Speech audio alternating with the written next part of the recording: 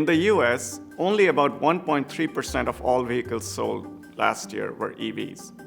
And about 90% of those sales were by one company, Tesla.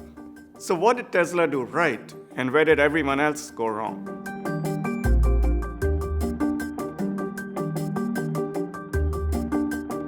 The big and traditional automakers have made cars but have essentially ignored the charging station side of the equation.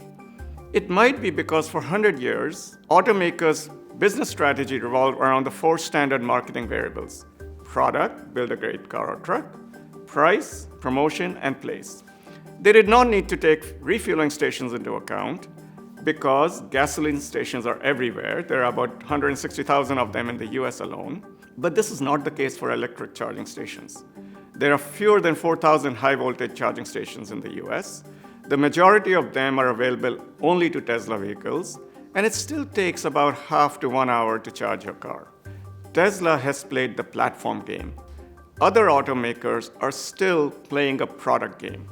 So where will the charging stations come from? There's a chicken and egg problem here. Station providers will not invest huge amount of money in stations until there are enough cars on the road.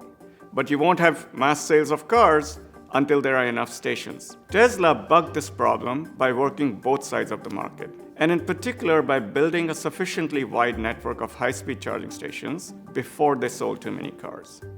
For everyone else, the problem is a lack of coordination. So what might the future look like? The non-Tesla stations are in principle available to every brand, including Tesla cars. However, Tesla stations are only available to Tesla cars. This is understandable. The huge charging station network is one of Tesla's great competitive advantages. This advantage that Tesla has is not permanent. Other automakers are collectively investing $200 billion in their new electric models. If they put only a few $billion in a coordinated way into rolling out a supercharging network, they could have enough stations to be competitive.